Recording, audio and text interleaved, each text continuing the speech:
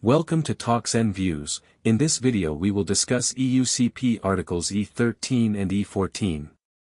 Article E13, Additional Disclaimer of Liability for Presentation of Electronic Records under eUCP. Article E14, Force Majeure. These articles are important because they explain when a bank is not responsible for certain problems involving electronic records, electronic systems, networks, and events outside the bank's control. Let's understand one by one. Article E13 deals with the limits of a bank's responsibility when it receives and examines electronic records. There are two key parts. E13a. Liability concerning the authenticity and identity of electronic records. E13b. Liability concerning the unavailability of another bank's or external data processing system. Article E13a. Apparent authenticity does not mean absolute guarantee. Under eUCP, a bank may satisfy itself as to the apparent authenticity of an electronic record. But this does not mean that the bank guarantees everything about that electronic record. The bank does not assume liability for the actual identity of the sender, the actual source of the information, whether the information is completely unaltered, beyond what is apparent from the electronic record as received through the bank's data processing system. What does apparent authenticity mean? The bank examines the electronic record using its system. Based on what the system shows, the record appears authentic.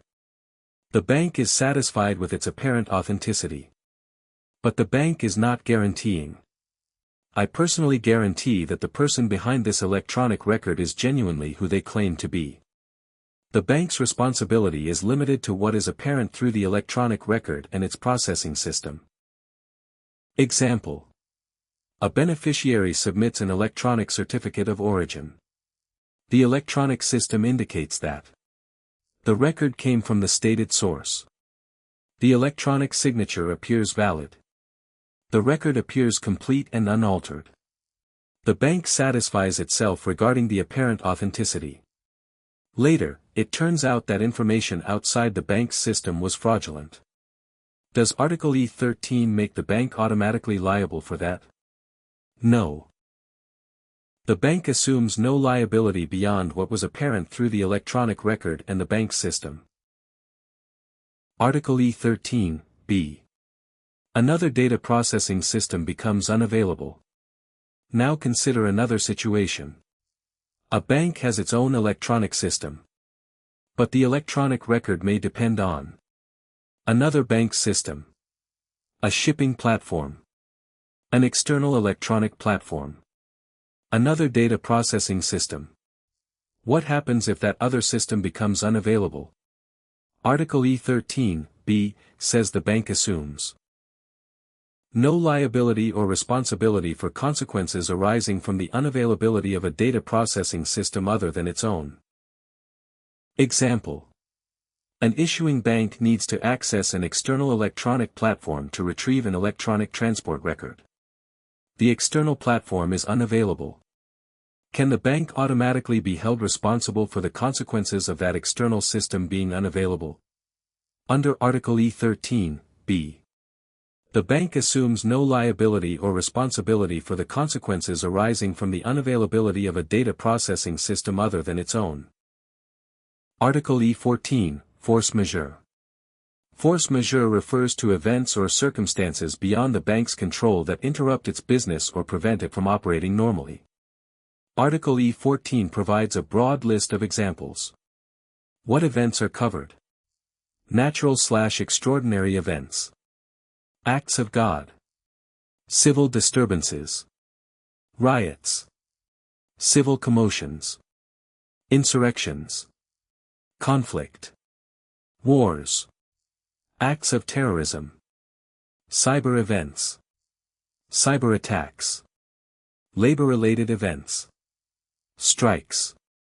Lockouts. Technology failures. Equipment failure. Software failure. Communications network failure.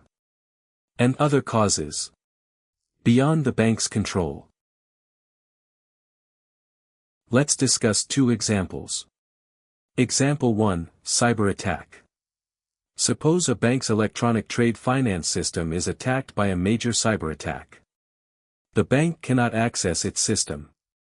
As a result, its business is interrupted.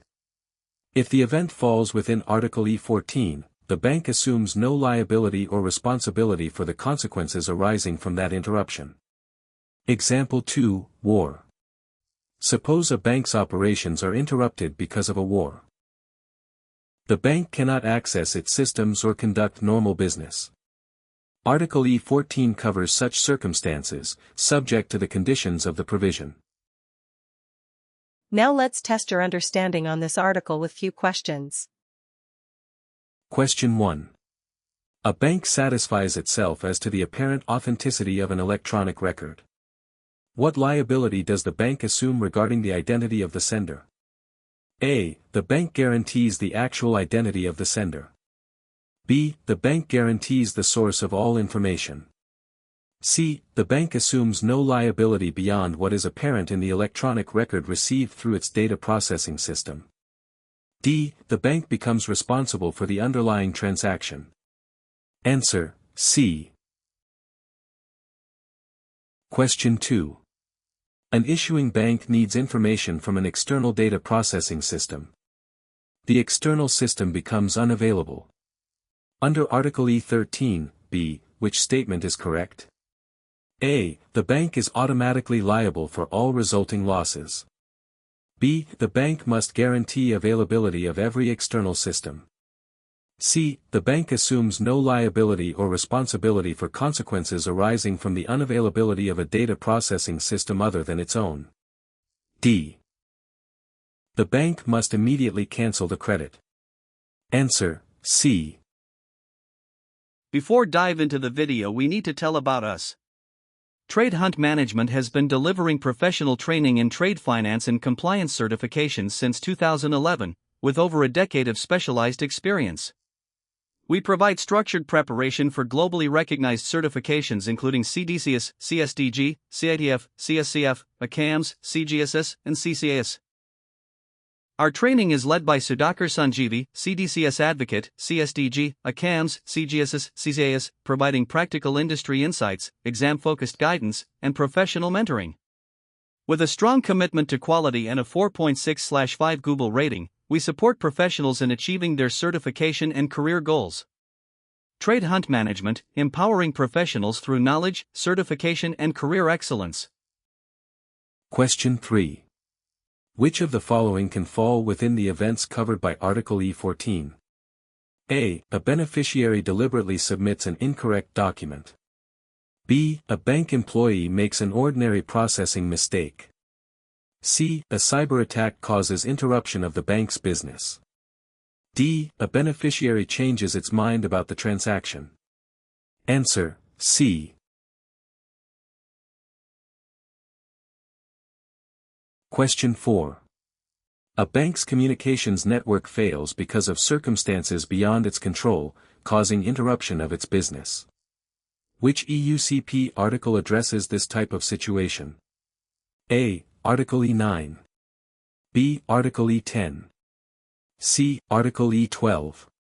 D. Article E14. Answer, D.